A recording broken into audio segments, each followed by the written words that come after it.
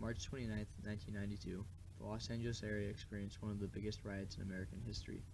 Thousands of African Americans crowded the streets after a controversial trial against 4 officers that had used excessive force while arresting a black man named Rodney King. Over 3 days of rioting, a total of 55 people were killed, 2,000 were injured, and another 7,000 were arrested. After holding off for 3 days of riots, George Bush finally ordered military troops and riot control groups to Los Angeles to put it to an end. However, his actions were not quick enough. By the time it was put down, the rioters had burned over 50 buildings, causing $1 billion in damage. The Los Angeles riots showed how the civil rights movement had progressed and how African Americans were now willing to come together and fight for injustice and push for fair treatment. On March 3, 1991, Rodney King, a black male, was caught speeding at 110 miles per hour. After the police tried to pull him over, King tried to escape. Knowing he would go to jail for breaking probation, he led the police on a short pursuit in which he was quickly stopped and forced out of the car. However, when the 4 policemen arrested him, they began to use excessive force, hitting and kicking King for over 15 minutes. This use of excessive violence was captured by someone nearby on a video camera, which was then brought to the media. We've all seen the pictures of Los Angeles police officers beating a man they had just pulled over. The city's police chief said today he will support criminal charges against some of the men. Here's ABC's Gary Shepard. The 3 police officers facing felony criminal charges were among a group of 15 who stopped a 25-year-old black man last Saturday night, then beat him, kicked him, and clubbed him, unaware that an amateur photographer was recording the incident on videotape. Los Angeles Police Chief Daryl Gates looked at the tape and said he thinks assault with a deadly weapon will be one of the charges. In our review, during this time, in the early 1990s, Los Angeles had one of the largest black communities in the nation. All backing up Rodney King on his recovery, they also wanted proper punishment to the officers that had done this to him. This would be one of the main factors in the strength of the rally. What had started this entire rally was a trial against the police officers that had beaten Rodney King. The 4 officers were charged with excessive force, but were found not guilty on almost all accounts, except for a charge against Officer Powell.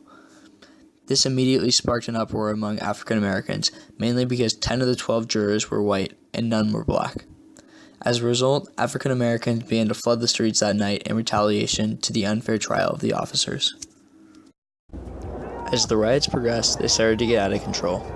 During the protest, one of the main events at the climax of the riots was the attack on Reginald Denny, a white truck driver. He was driving through Los Angeles when he stopped at an intersection. He was then surrounded by protesters and thrown out of his truck, where he was then beaten brutally and knocked unconscious, most of which was being recorded above by a helicopter. This is the high point of the riots and showed the frustration in the rioters toward the Rodney King beating.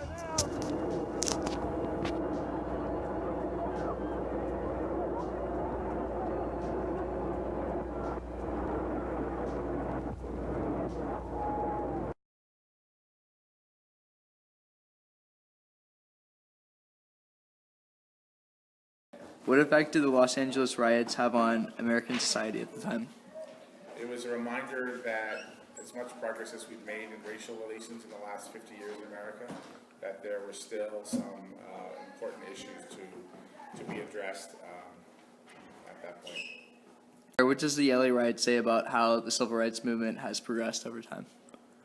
Well, as I said, I think it demonstrates that even though a lot of white Americans can look and say there's been progress, that from the point of view of African Americans, there's still a lot that hasn't been accomplished. All right, and last one, do you think the riots were necessary in showing that racial profiling was still a major problem in the U.S.? I would never want to think that riots would be necessary, but it certainly was a reminder that yeah, these kinds of situations pose difficulties in the lives of people of color that most whites probably aren't even aware of. All right, thanks so much.